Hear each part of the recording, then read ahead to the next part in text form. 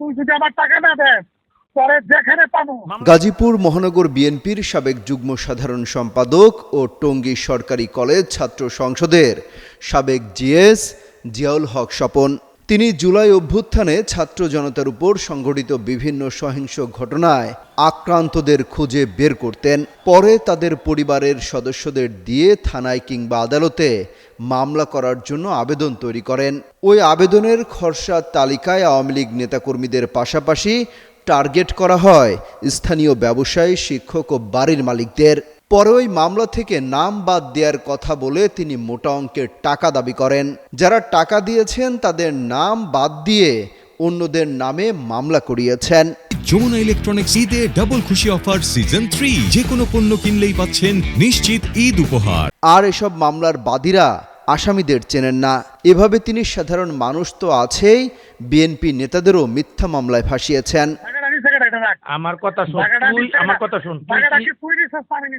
Fascist Sheikh Hasina সরকারের আমলে মহানগর আওয়ামী লীগ নেতাদের সঙ্গে সখ্য গড়ে তুলে অবৈধ সুযোগ সুবিধা নেয়ার অভিযোগ রয়েছে স্বপনের বিরুদ্ধে।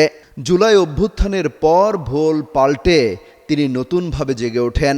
বর্তমানে দলীয় পদ না থাকলেও বিএনপির সাবেক নেতা পরিচয় দিয়েই করে যাচ্ছেন চাঁদাবাজি।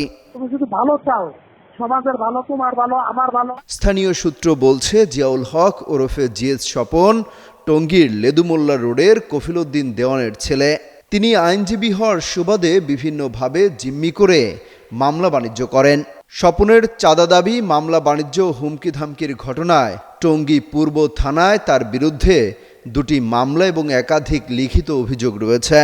তোর কাছ থেকে 5 লাখ টাকা পাই, এটা সাক্ষী কেটে দেবো, ভোট তুলে আর আলাদা দিব না। তুই তাকে তো টাকা রাখ, পরে আবার মামলা দিয়ে 50 লাগবো।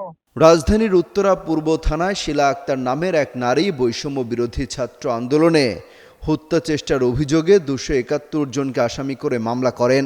ওই মামলার 165 নম্বর আসামি গাজীপুর মহানগরীর 50 নম্বর ওয়ার্ড বিএনপির সাবেক সহসভাপতি এবং বর্তমান সদস্য মুরাদ হোসেন বকুল।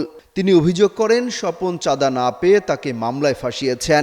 মামলায় আসামিদের চেনেন কিনা এমন প্রশ্নে শিলা বলেন, এ বিষয়ে স্বপন ভাইয়ের সঙ্গে কথা বলেন।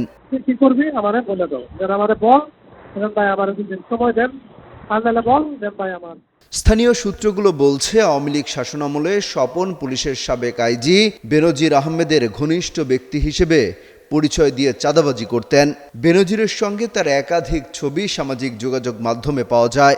এছাড়া তাকে প্রায় দেখা যেত গাজীপুর সিটি কর্পোরেশনের সাবেক মেয়র ও মহানগর আওয়ামী লীগের সাধারণ সম্পাদক জাহাঙ্গীর আলমের বাসায়। আমি টঙ্গী পূর্ব থানা বিএনপির সভাপতি সরকার জাবেদ আহমেদ সুমন বলেন, শুধু মুরাদি নন, চাঁদা না দেয়ায় স্বপন অনেককেই মামলায় ফাঁসিয়েছেন। তিনি বিএনপি থেকে পদত্যাগ করেছিলেন, কিন্তু এখন কার আশ্রয় প্রশ্রয়ে সব করছেন তার তদন্ত হওয়া উচিত। তোমার অমিত হাসান রবিন, যুগান্তর নিউজ। লাগছে